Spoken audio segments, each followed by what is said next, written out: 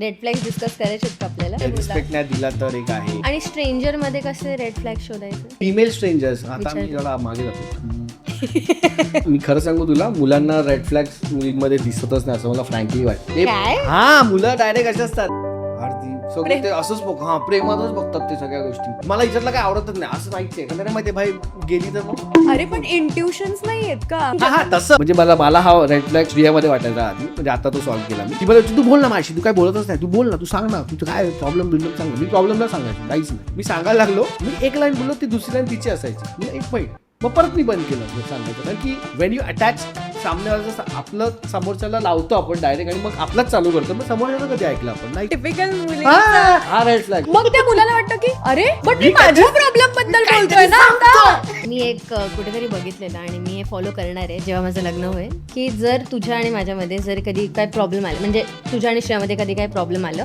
तर एक अननोन व्यक्ती ठेवायचा. नाही नो, मी बघितलंय, नको. ऐका तरी काय आहे ते. एका माणसाला तेव्हा त्याला सगळे शिव्या घालायच्या, त्याला सगळं असं नाही होत. अरे भांडणं नाही होत त्या. राग आणि भांडण तिसरा माणूस वगैरे हे सगळं काही डोक्यात